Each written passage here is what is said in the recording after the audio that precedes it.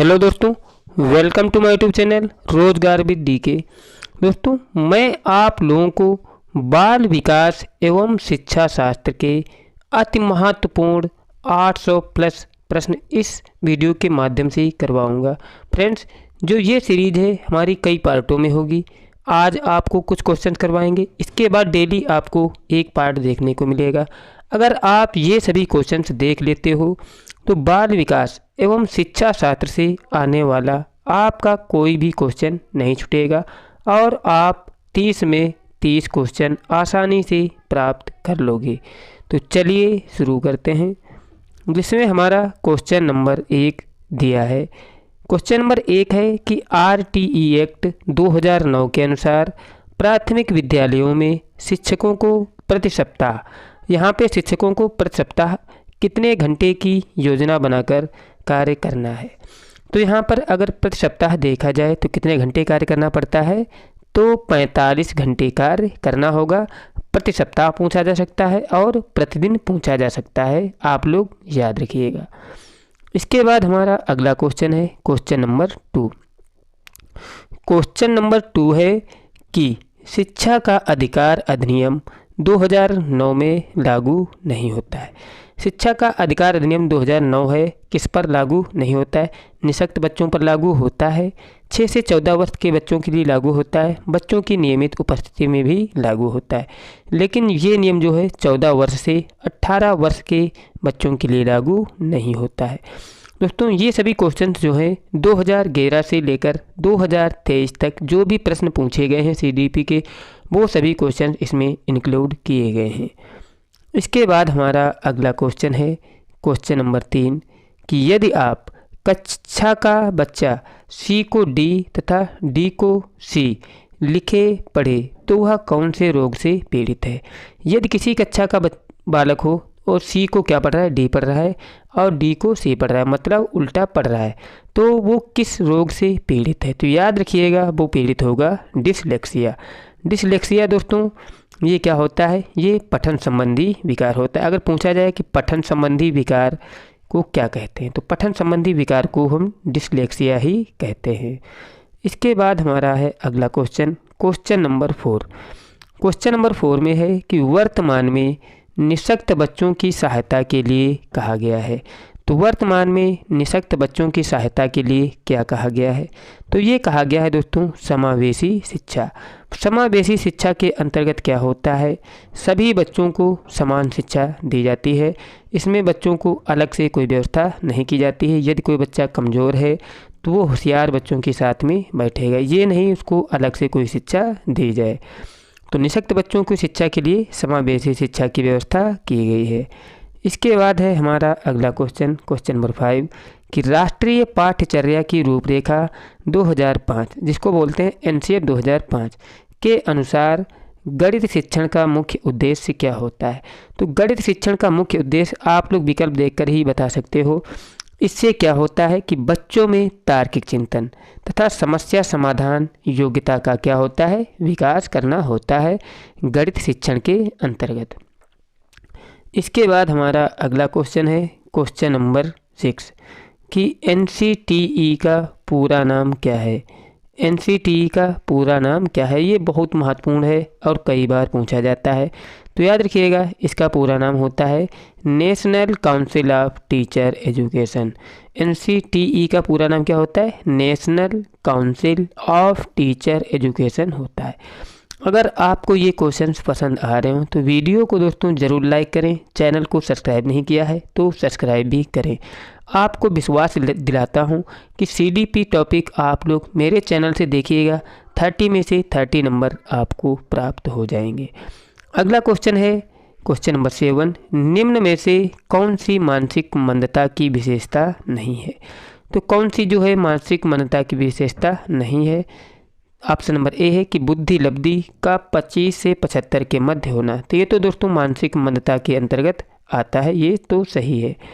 अगला है कि धीमी गति से सीखना एवं दैनिक जीवन की क्रियाओं को नहीं कर पाना, ये भी दोस्तों मानसिक मंदता के अंतर्गत आता है। अगला है कि वातावरण के साथ अनुकूलन में कठिनाई। वातावरण के साथ अनुकूलन में अगर कठिनाई है तब भी क्या हो? मानसिक मंदता के अंतर्गत आता है। अगला है कि अंतःवैयक्तिक संबंध कमज़ोर होना। तो दोस्तों ये अंतःवैयक्तिक संबंध क्या होता है कमज़ोर होना? ये कोई मानसिक मंदता नहीं होता है, क्योंकि दोस्तों जो अंतःवैयक्तिक संबंध होते हैं ये क्या होता है, कोई भी विकार नहीं होता है। ये तो हमारे ऊपर डिपेंड करता है कि कोई हमारे साथ कैसा व्यवहार कर रहा है और उसको साथ में कैसा व्यवहार करना है। अगला है निःशक्त बालकों की शिक्षा के लिए प्रावधान किया जा सकता है। निःशक्त बच्चों के लिए क्या शिक्षा का प्रावधान किया जा सकता है, ऊपर ही बता चुके हैं। उसके लिए व्यवस्था की जाती है समावेशित शिक्षा। समावेशित शिक्षा के द्वारा निःशक्त बालकों के लिए क्या है, शिक्षा का प्रावधान किया जा सकता है। ऑप्शन नंबर ए राइट हो जाएगा। इसके बाद हमारा अगला क्वेश्चन है कि डैश डैश प्रतिभाशाली होने का संकेत नहीं है। तो यहाँ पर 4 विकल्प दिए हैं, इनमें से कौन सा जो है प्रतिभाशाली होने का संकेत नहीं है? तो याद रखिएगा रचनात्मक विकार तो प्रतिभाशाली होने का संकेत होता है। अभिव्यक्ति में नवीनता ये भी प्रतिभाशाली होने का संकेत है। जिज्ञासा भी दोस्तों प्रतिभाशाली होने का संकेत देता है। लेकिन दूसरों के साथ झगड़ना कोई भी प्रतिभाशाली संकेत होने का नहीं है। तो इसलिए ऑप्शन नंबर बी राइट हो जाएगा। प्रतिभाशाली होगा वो दूसरे के साथ झगड़ा नहीं करेगा। इसके बाद हमारा अगला क्वेश्चन है क्वेश्चन नंबर 10। क्वेश्चन नंबर 10 में क्या है, डिसलेक्सिया किससे संबंधित है? तो पहले ही बता चुके हैं जो डिसलेक्सिया होता है ये क्या होता है, ये पठन संबंधी विकार होता है। जैसे क्या होता है, अभी बताया था कि कोई बच्चा है डी को क्या पढ़ता है, डी को सी पढ़ता है और सी को डी पढ़ता है, तो उसमें क्या होता है, पठन संबंधी विकार होता है, मतलब उल्टा पढ़ता है। इसके बाद हमारा अगला क्वेश्चन है क्वेश्चन नंबर 11 कि विशेष आवश्यकता वाले बालकों को शिक्षा उपलब्ध कराई जानी चाहिए। विशेष आवश्यकता वाले बालकों को शिक्षा उपलब्ध कराई जानी चाहिए। कैसे उपलब्ध करानी चाहिए दोस्तों? अन्य सामान्य बालकों के साथ। मतलब जो विशेष आवश्यकता मतलब कमज़ोर बच्चे जो हैं उन्हें क्या है, या विशेष आवश्यकता वाले क्या होता है, कमज़ोर बच्चे भी आते हैं और इसमें जो होते हैं प्रतिभाशाली बच्चे वो भी आते हैं। तो इनको कैसे शिक्षा उपलब्ध कराई जानी चाहिए? जो सामान्य बालक हैं उनके साथ ही शिक्षा उपलब्ध कराई जानी चाहिए। ये दोस्तों नियम होता है। अगला क्वेश्चन है कि आप देखते हैं कि एक विद्यार्थी बुद्धिमान है। आप क्या करेंगे? तो आप क्या करेंगे? वह जैसे ही अधिक प्रगति करता है उसे वैसे ही अनुप्रेरित करेंगे। तो याद रखिएगा, जैसे एक विद्यार्थी बहुत ही बुद्धिमान है तो आप क्या करेंगे, जैसे जैसे वो प्रगति कर रहा है उसका वैसे ही उसके लिए और प्रगति के लिए क्या करेंगे, प्रेरित करना होगा, जिससे वो आगे बढ़ सके। अगला क्वेश्चन है क्वेश्चन नंबर 13 कि समस्या के अर्थ को जानने की योग्यता वातावरण के दोषों, कमियों एवं रिक्तियों के प्रति सजगता किसकी विशेषता है? वातावरण के अर्थ को जानने की योग्यता वातावरण के दोषों, कमियों एवं रिक्तियों के प्रति सजगता यह विशेषता किसकी है? तो याद रखिएगा ये होती है दोस्तों सृजनशील बालकों की विशेषता। वो जानते हैं कि वातावरण के दोष, कमियां, रिक्तियों की सजगता के प्रति क्या होते हैं, जागरूक होते हैं, इसलिए वो क्या होते हैं, वो सृजनशील बालकों की श्रेणी में आते हैं। ऑप्शन नंबर सी राइट हो जाएगा। इसके बाद हमारा अगला क्वेश्चन है क्वेश्चन नंबर 14 कि विशेष शिक्षा संबंधित है। विशेष शिक्षा दोस्तों किससे संबंधित है? तो याद रखिएगा ये शिक्षा जो संबंधित होती है कम योग्य विद्यार्थियों के लिए शैक्षिक कार्यक्रम से संबंधित होती है। मतलब कम योग्य मतलब क्या होता है, जो जिसे बालक बहुत ही पिछड़ा है उसके लिए क्या होता है, शैक्षिक कार्यक्रम की व्यवस्था करना किसके होता है, ये विशेष शिक्षा से संबंधित होता है। इसके बाद हमारा अगला क्वेश्चन है क्वेश्चन नंबर 15 कि असंगठित घर से आने वाला बालक सबसे अधिक कठिनाइयों का अनुभव करेगा। असंगठित घर से आने वाला बालक सबसे अधिक कठिनाइयों का अनुभव करेगा स्वयं पाठ को तैयार करने में, रोजगार के संदर्भ में या अभ्यास पुस्तिका में।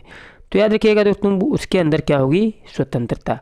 जो असंगठित घर से आता है उसके अंदर क्या होगी दोस्तों, वो स्वतंत्रता के अध्ययन में जो होगा वो कठिनाई महसूस करेगा। असंगठित घर मतलब जिस घर में कोई नियम कानून ही ना हो। अगला है कि आप अनपढ़ माता पिता के बच्चों को अंग्रेजी सिखाना चाहते हैं। आप अनपढ़ मतलब जिस बच्चे के माता पिता पढ़े ना हो, आप उसको क्या है, आप टीचर हो तो उसको अंग्रेजी पढ़ाना सिखाना चाहते हो तो क्या करना चाहिए। तो याद रखिएगा, आप उसे मातृभाषा की सहायता से अंग्रेजी सिखाने का प्रयास करेंगे। तो पहली बात तो नियम है कि जो शिक्षा है वो बच्चे की मातृभाषा में दी जानी चाहिए। और दोस्तों, अगर अंग्रेजी सिखाना है तो अंग्रेजी कैसे सिखाओगे आप, तो अंग्रेजी उसको आप सिखाओगे उसकी मातृभाषा की सहायता से, मतलब मातृभाषा से रिलेट करके आप उसको अंग्रेजी सिखाओगे। ऑप्शन नंबर डी राइट हो जाएगा। अगला क्वेश्चन है क्वेश्चन नंबर 17। क्वेश्चन नंबर 17 है कि वह कौन सा बाह्य कारक है जो एक बालक को कक्षा में रुचि लेने से रोकता है। ऐसा कौन सा बाह्य कारक जो है जो बालक को क्या होता है, कक्षा में रुचि लेने से रोकता है।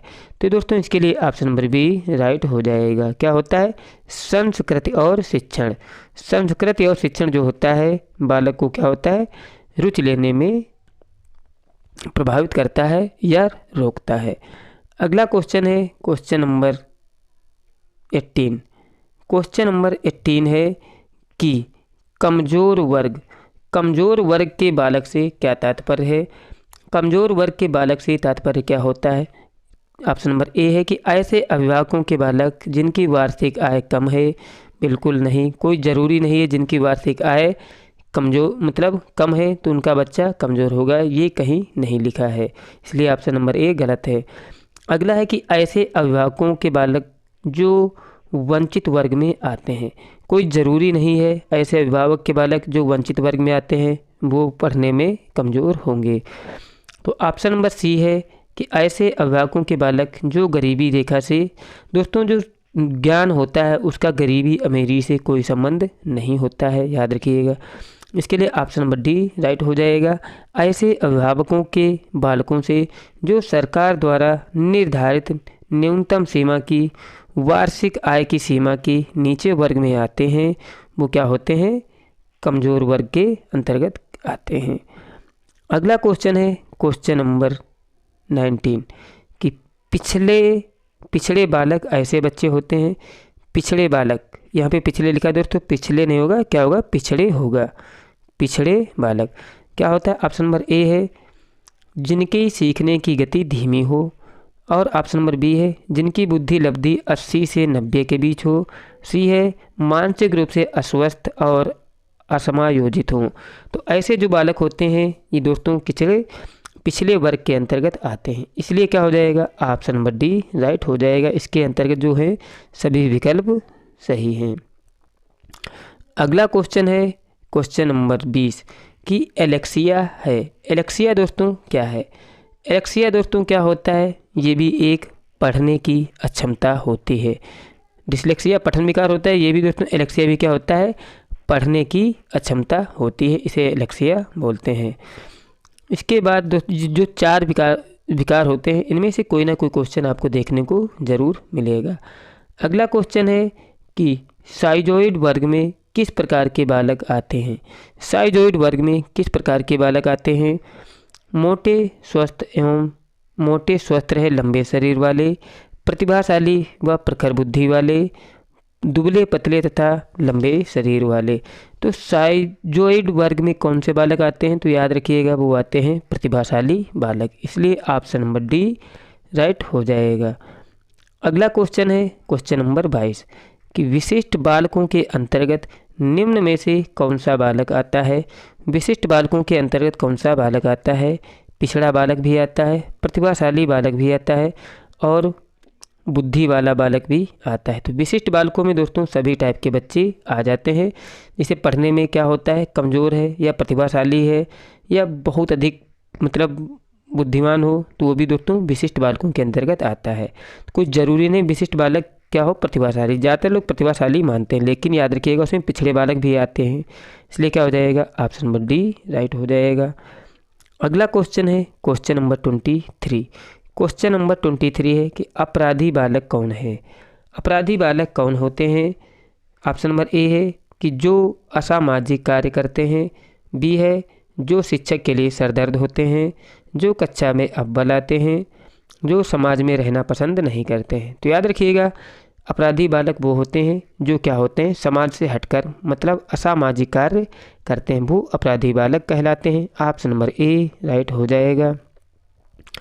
अगला क्वेश्चन है क्वेश्चन नंबर 24 कि शारीरिक रूप से अक्षम बच्चों की सामान्यता होती है।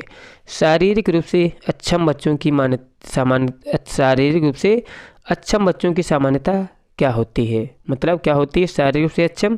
तो अगर शारीरिक रूप से अक्षम है तो उसके अंतर्गत क्या होती है क्षमता, और दोस्तों किस बीमारी से ग्रसित होता है, वो डिस्ग्राफिया से मतलब ग्रसित होता है। शारीरिक रूप से अक्षम, शारीरिक रूप से अक्षम है तो क्या होगा, डिसलेक्सिया से ग्रसित हो जाएगा। इसके बाद हमारा अगला क्वेश्चन है क्वेश्चन नंबर 25 कि प्रतिभाशाली विद्यार्थी कौन है। प्रतिभाशाली विद्यार्थी क्या होते हैं दोस्तों, प्रतिभाशाली बालक वो होते हैं जो अपने निर्णय पर क्या होते हैं, आत्मनिर्भर होते हैं। प्रतिभाशाली बालक जो होते हैं वो अपने निर्णय स्वयं लेते हैं और उनको सही गलत और उचित अनुचित सब की जानकारी होती है। ऐसे बालक क्या होते हैं दोस्तों, प्रतिभाशाली बालकों की श्रेणी में आते हैं। इसके बाद हमारा अगला क्वेश्चन है क्वेश्चन नंबर 26 एक बच्चा जो डैश डैश से ग्रस्त है वह सा को दोस्तों क्या पढ़ता है, वाज, एवं न्यूक्लियर को क्या पढ़ता है, अनक्लियर में अंतर नहीं कर पाता है। तो ऐसा बच्चा क्या कहलाएगा, तो हमने पहले ही बताया था कि जो ऐसा बच्चा है वो सा को क्या पढ़ता है, वाज, और न्यूक्लियर को दोस्तों अनक्लियर में अंतर नहीं कर पा रहा है। तो पहले ही बता चुके हैं ये पठन संबंधी विकार होता है जिसको हम क्या बोलते हैं, डिसलेक्सिया बोलते हैं। इसके बाद हमारा अगला क्वेश्चन है क्वेश्चन नंबर 27 एक शिक्षिका की कक्षा में कुछ शारीरिक विकलांगता वाले बच्चे हैं, निम्नलिखित में से उनके लिए क्या कहना सबसे उचित होगा। तो एक शिक्षिका की कक्षा में कुछ बच्चे जो हैं शारीरिक विकलांग हैं, तो उनके लिए आप क्या कहना उचित समझेंगे। तो याद रखिएगा इसके लिए ऑप्शन नंबर सी राइट हो जाएगा। शारीरिक रूप से असुविधाग्रस्त बच्चे कक्षा में कोई वैकल्पिक गतिविधि कर सकते हैं, इसलिए क्या है ऑप्शन नंबर बी राइट हो जाएगा। इसके बाद हमारा अगला क्वेश्चन है क्वेश्चन नंबर 28। क्वेश्चन नंबर 28 है कि प्रतिभाशाली शिक्षार्थी को क्या करना चाहिए। तो प्रतिभाशाली शिक्षार्थी को क्या होना चाहिए दोस्तों, प्रतिभाशाली शिक्षार्थी ऐसा होता है कि ऐसे सहयोग की आवश्यकता होती है जो सामान्यतः विद्यालयों द्वारा उपलब्ध नहीं कराए जाते हैं। प्रतिभाशाली दोस्तों ये प्रखर बुद्धि के अंतर्गत आते हैं। ऐसे बच्चे जो होते हैं बड़े होकर IAS, PCS या साइंटिस्ट वगैरह बनते हैं। तो ये ऐसे जो स्टूडेंट होते हैं क्या होते हैं, प्रतिभाशाली विद्यार्थियों के अंतर्गत आते हैं। इनकी बुद्धि लब्धि बहुत ही अधिक होती है। इसके बाद अगला क्वेश्चन है क्वेश्चन नंबर 29 डैश डैश के कारण प्रतिभाशीलता होती है। डैश डैश के कारण प्रतिभाशीलता होती है तो किसके कारण, मनोसामाजिक कारकों या आनुवांशिक रचना या वातावरण अभिप्रेरणा। तो याद रखिएगा यहाँ पर दोस्तों ऑप्शन नंबर डी राइट हो जाएगा, बी और सी का समायोजन। मतलब आनुवांशिक रचना और वातावरण का अभिप्रेरण जो होता है ये दोस्तों प्रतिभाशीलता पर इसका क्या होता है, अनुकूल असर पड़ता है। इसके बाद हमारा अगला क्वेश्चन है क्वेश्चन नंबर 30 कि बच्चों में सीखने और सुनने के लिए अधिगम योग्य वातावरण के लिए निम्नलिखित में से कौन सा उपयुक्त है। कि बच्चों में सीखने और सुनने के लिए अधिगम योग्य वातावरण के लिए निम्न में से कौन सा उपयुक्त है। तो याद रखिएगा ऑप्शन नंबर ए राइट हो जाएगा। शिक्षार्थियों को यह छूट देना कि क्या सीखना है और कैसे सीखना है। तो ये छूट देने के लिए क्या होता है, बच्चा अधिक मतलब अपना क्या होगा, दिमाग लगाएगा कि हमको क्या करना है और कैसे सीखना है। तो ऐसे बच्चे कहता है जल्दी सीख लेता है। इसके लिए क्या हो जाएगा, ऑप्शन नंबर ए राइट हो जाएगा। अगला क्वेश्चन है क्वेश्चन नंबर 31 है कि गति कौशलों में अधिगम में निर्योग्य कहलाता है। गति कौशलों में निर्योग्य क्या होता है दोस्तों, वो डिस्ग्राफिया बीमारी से ग्रसित होता है। कि गति कौशलों में अधिगम में क्या होता है, निर्योग्य होता है। तो उसको क्या बोलते हैं, डिसप्रेक्सिया। डिस्ग्राफिया नहीं दोस्तों, डिसप्रेक्सिया से ग्रसित होता है। किसमें, अधिगम में निर्योग्य बालक क्या होता है, डिसप्रेक्सिया से संबंधित होता है। अगला क्वेश्चन है क्वेश्चन नंबर 32 कि अधिगम निर्योग्यता।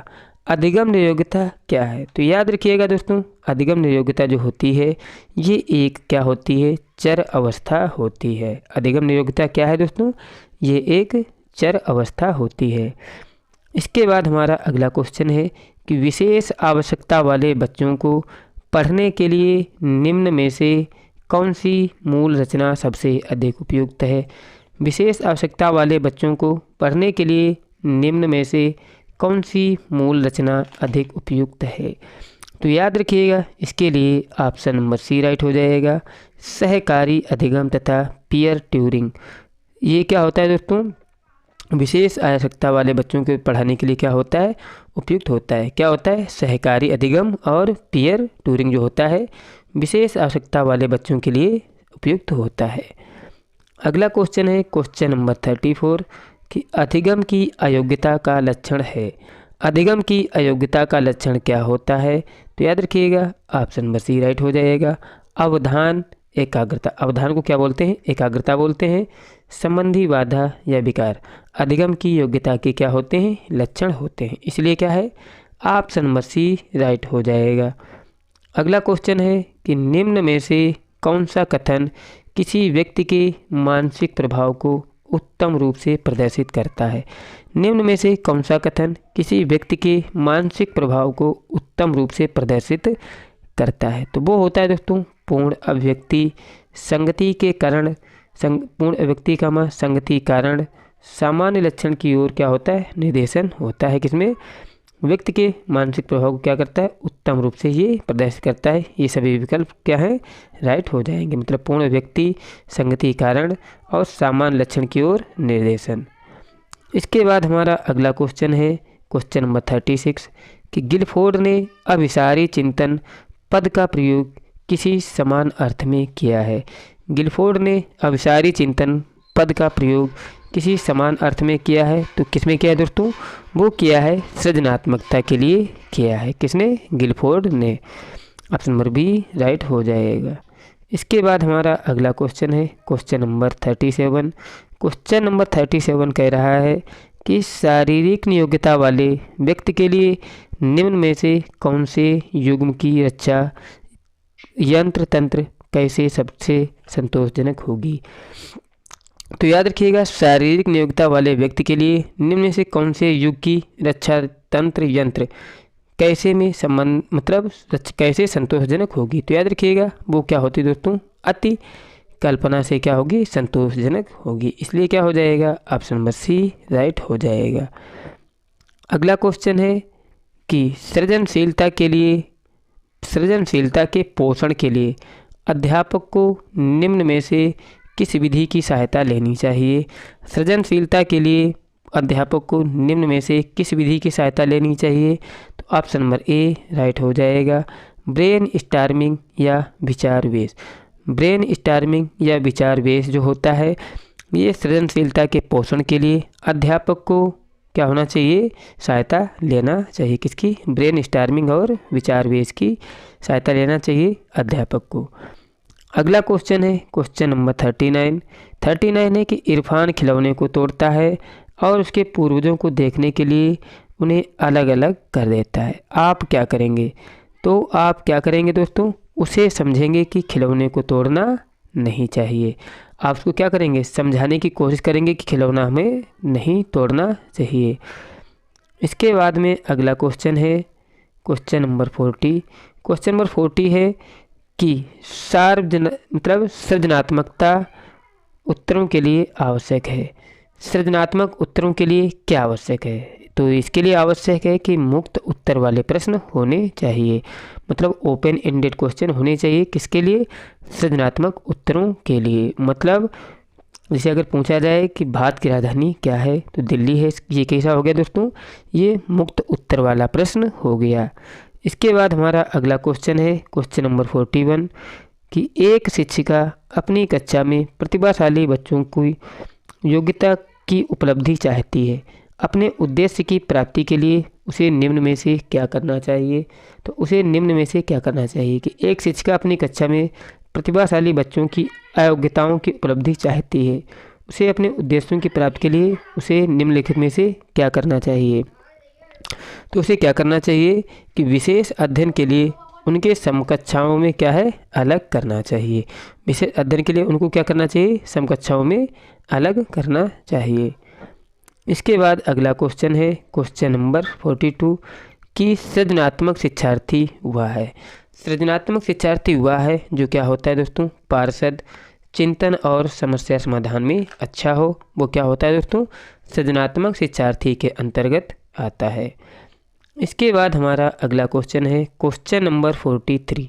क्वेश्चन नंबर 43 है कि बच्चे के उचित विकास को सुनिश्चित करने के लिए उसका स्वास्थ्य विकास, शारीरिक विकास 1 माह पूर्व प्रथम आ सकता है। यह कथन किसका है? तो यह दोस्तों कथन किसका है?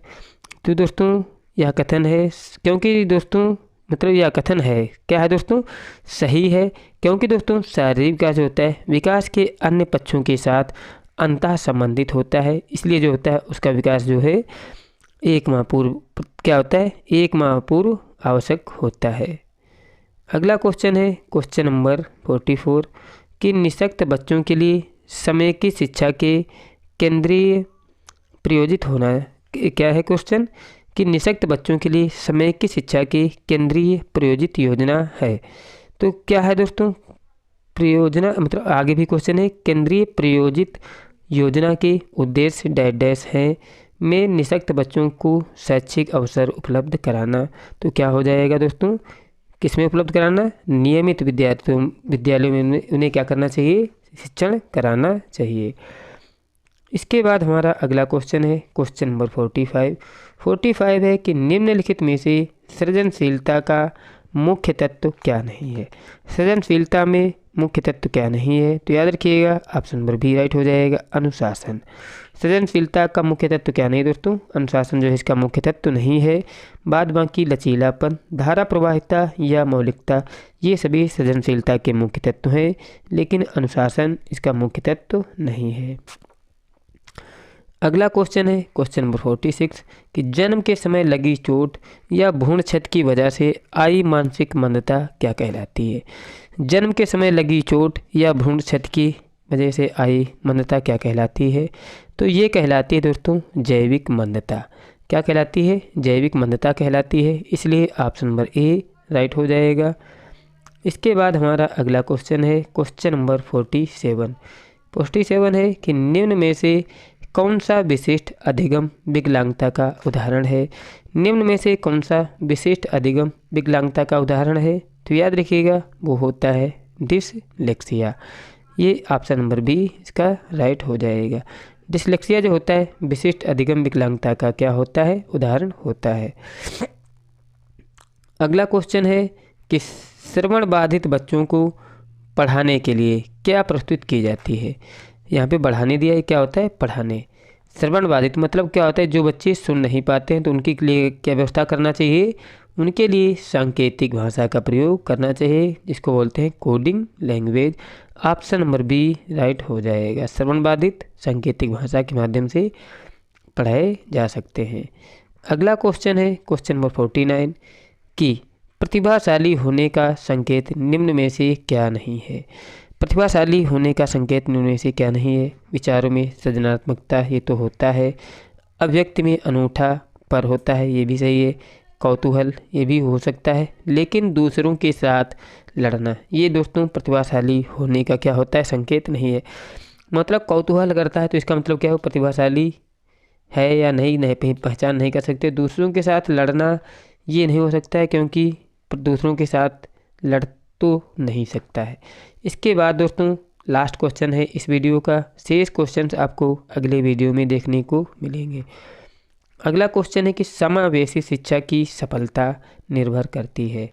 समावेशी शिक्षा की सफलता किस पर निर्भर करती है?